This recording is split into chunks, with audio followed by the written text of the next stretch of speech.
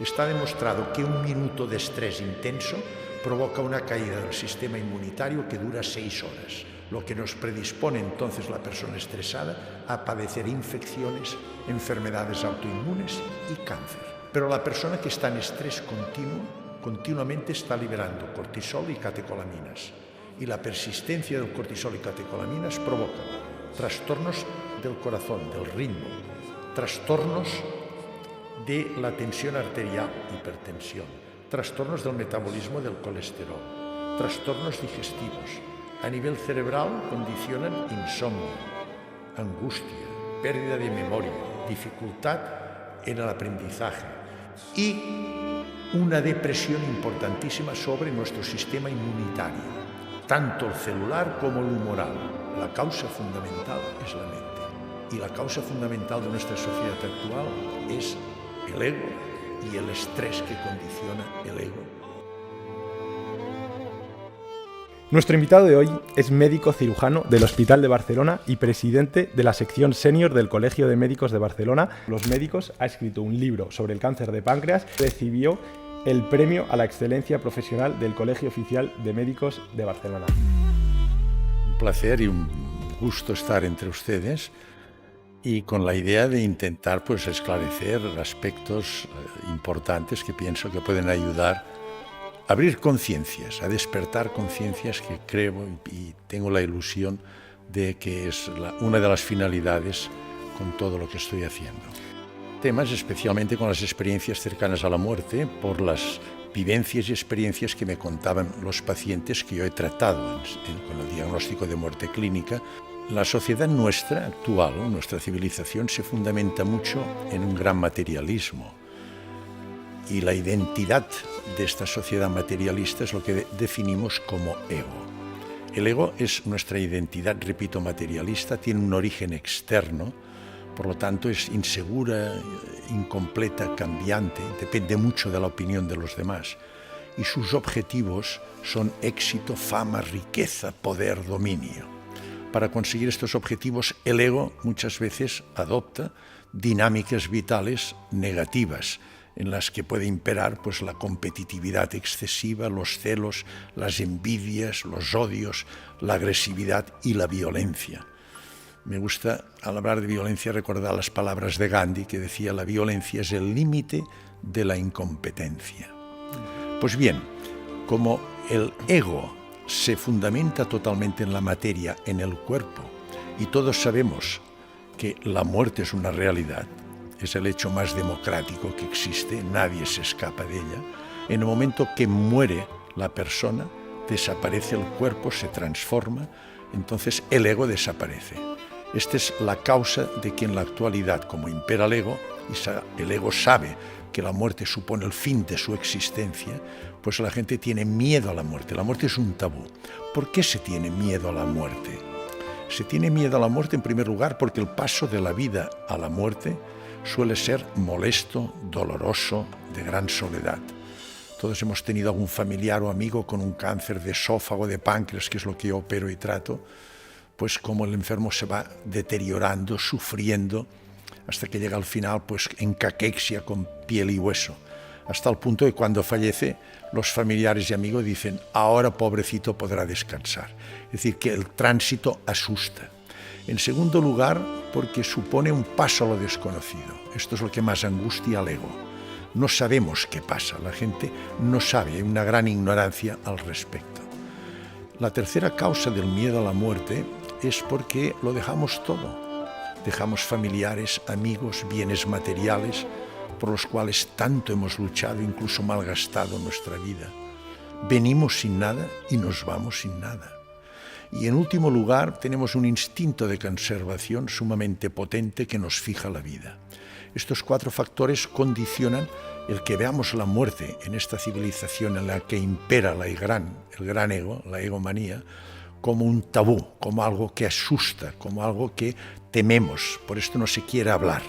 Es un tema que la gente prefiere dejarlo aparte. Es fundamental, depende totalmente de la concepción existencial que tengamos.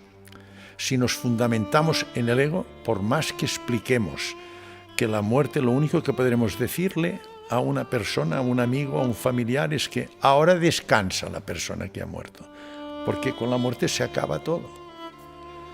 Es decir, ya nunca más lo veremos y nunca más sabremos nada de esta persona.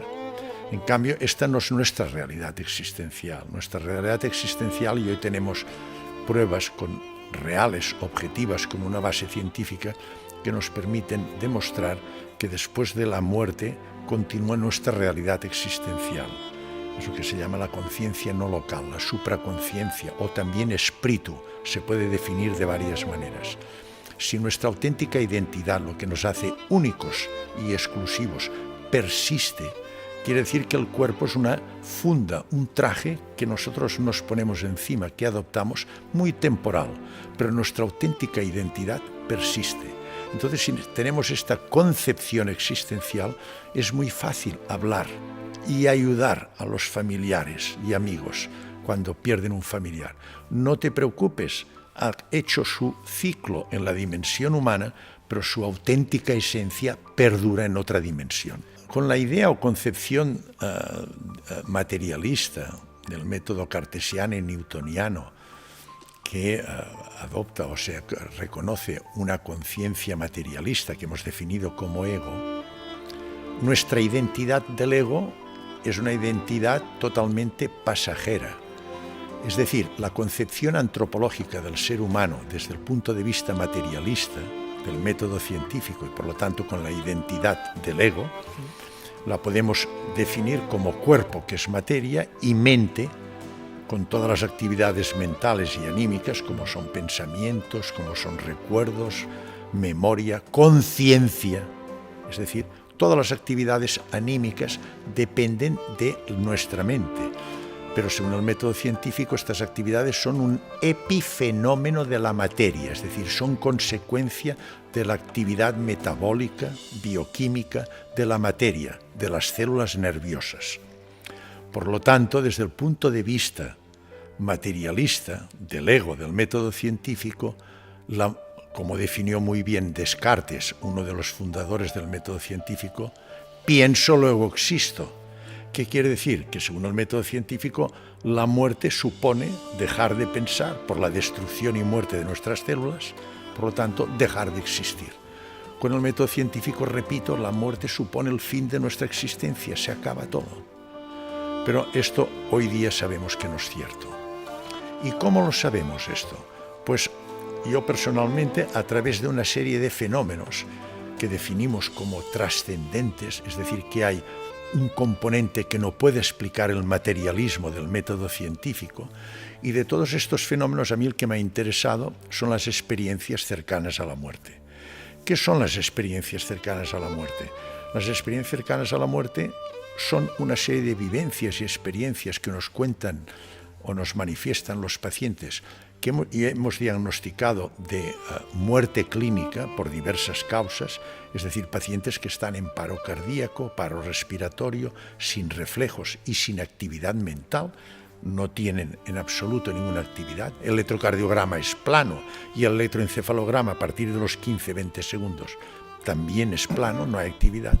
Pues bien, si conseguimos recuperarlo con las medidas de reanimación cardiorrespiratoria que ustedes conocen, masaje cardíaco, punción intracardíaca con adrenalina para estimular la contractibilidad cardíaca, aplicación de descargas con el DEA, con el desfibrilador, pues hay un tanto por ciento de pacientes que conseguimos recuperar, que yo he recuperado bastantes de estos enfermos. Entonces, algunos de estos enfermos a mí me han contado una serie de vivencias y experiencias que realmente me llamaron mucho la atención. Siempre, y quiero insistir en esto, coincidiendo con el tiempo, desde el punto de vista temporal, en el que el paciente estaba clínicamente muerto. Es decir, que no había actividad cardíaca ni había actividad mental.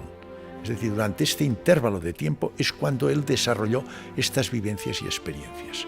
Entonces yo estudié estas vivencias y experiencias y tuve una serie realmente de sorpresas al estudiarlas, y de aquí pude yo deducir que realmente nosotros somos cuerpo, que es materia, somos mente, con actividades anímicas, pero que tenemos nuestra auténtica identidad, lo que nos hace únicos y exclusivos, es lo que yo llamo supraconciencia, es una conciencia que está por encima de la conciencia local o neuronal, la que hemos hablado antes, y que esta conciencia perdura, también se puede llamar, otros la llaman conciencia no local, porque tiene continuidad fuera del cerebro, y otros la definen como espíritu, se puede dar el nombre que queramos. Lo importante es que después de la muerte física persiste una conciencia que es nuestra auténtica identidad y que tiene unas características, entre ellas que es eterna, es decir, que ha existido, existe y existirá siempre. Por lo tanto, no hay que temer la muerte, porque nuestra realidad existencial perdura y perdurará eternamente. Lo que queda, lo que perdemos, es la envoltura, el traje, el estuche que durante un tiempo adquiere nuestra auténtica identidad, la supraconciencia, para desarrollar lo que llamamos la vida humana, que es tridimensional, el periodo de nuestra vida humana. Pero nuestra auténtica identidad perdura, nuestra supraconciencia. Y nosotros tenemos la máxima conciencia. Nosotros tenemos conciencia y tenemos autoconciencia. La autoconciencia es como un espejo que nos permite ver si nuestras decisiones y actos son éticos o no lo son. Es decir, que hay grados distintos. O sea, una persona que necesita una evolución determinada puede reencarnarse en una situación de conciencia más baja. Yo no lo sé, porque en esto ya he dicho que no soy, pero personas expertas en esto, como es Alan Kardec, lo certifican. Y yo repito que no soy autoridad para decir esto, porque yo no tengo, ya les he dicho, que ni soy vidente, ni soy medium, ni tengo experiencia en estas cosas. Le habla un cirujano. El cirujano se mueve fundamentalmente. Yo me muevo con el método científico, con la medicina convencional totalmente, es lo que enseño a mis estudiantes de medicina y a los residentes que durante 5 años están en el servicio mío, pues para formarles en cirugía general digestiva. La causa fundamental es la mente. Y la causa fundamental de nuestra sociedad actual es el ego y el estrés que condiciona el ego con la dinámica vital que determina este ego. Y hoy sabemos cómo actúa el estrés. El estrés persistente en que vive el ser humano condiciona un estímulo del hipotálamo. El hipotálamo actúa sobre la hipófisis y la hipófisis, a través del ACTH, hormona adrenocorticotropa, actúa sobre las suprarrenales, que le empiezan a liberar cortisol y catecolaminas, adrenalina y noradrenalina. Estas son necesarias para la respuesta neuroendocrina a la agresión, pero comporta un consumo energético tremendo para el organismo.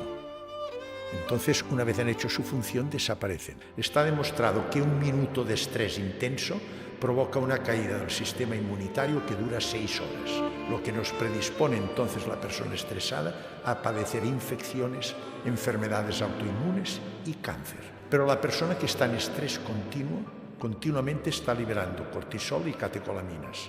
Y la persistencia del cortisol y catecolaminas provoca trastornos del corazón, del ritmo, trastornos de la tensión arterial, hipertensión, trastornos del metabolismo del colesterol, trastornos digestivos. A nivel cerebral condicionan insomnio, angustia, pérdida de memoria, dificultad en el aprendizaje y una depresión importantísima sobre nuestro sistema inmunitario, tanto el celular como el humoral. La causa fundamental es la mente. Y la causa fundamental de nuestra sociedad actual es el ego y el estrés que condiciona el ego